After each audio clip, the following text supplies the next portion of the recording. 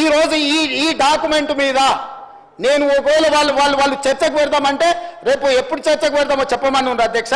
దీనికి ఉన్న సాంకేతికత ఏంది, దీన్ని చేసింది ఏంది, దీన్ని ఎక్కడ కంప్యూటరైజ్ చేసిండ్రు, ఎక్కడి నుంచి తీసుకొచ్చిండ్రు, ఇదంతా ఇప్పటి వరకు ఈ డాక్యుమెంట్ అనేది ఏదో ఒక వెబ్సైట్లో ఎవరో పెడుతున్నారు. ఇది అధికారికంగా నేను ఎందుకు కోట్ చేయలేదంటే వాళ్ళు రేపు ఇది చేస్తే నువ్వు ఎక్కడి నుంచి తెచ్చినావు అని అడుగుతారు. సోర్స్ ఆఫ్ డాక్యుమెంట్ నేను చెప్పలేను.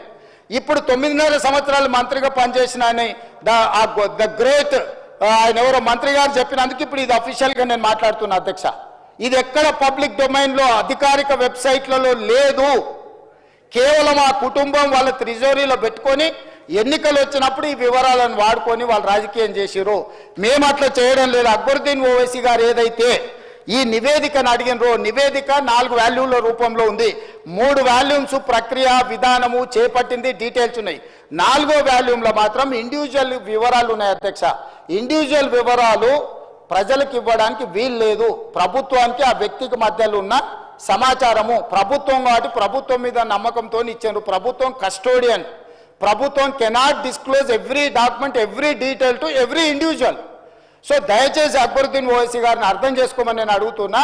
ఇండివిజువల్ డేటా కాకుండా మీకు ఏం కావాలన్నా మొత్తం ఇస్తాం, కంపెల్ చేసి టోటల్గా రిపోర్ట్ ఇస్తాం. మీకు ఇంకేమైనా అనుమానాలు ఉంటే కూడా నివృత్తి చేస్తాం. దయచేసి బీసీల జనాభా పెరిగింది మా సర్వేలో, మైనారిటీల జనాభా పెరిగింది మా సర్వేలో. మేము పక్కా సమాచారాన్ని సేకరించినాము. 2011 తర్వాత జనాభా లెక్కలు జరగలేదు. జనాభా లెక్కలు కూడా కేంద్ర ప్రభుత్వం ఇచ్చిన ఒక అంచనా ప్రకారం ప్రతి సంవత్సరం 1.20 మాత్రమే పాపులేషన్ పెరుగుతూ వచ్చింది. పాపులేషన్ అనేది స్టెబిలైజ్ అయిపోయింది. చచ్చిపోయేటోళ్లకు పుట్టేటోళ్లకు ఉన్న గ్యాప్ లిమిటెడ్ ఉంది. Only 1.2% only the population is increasing year by year.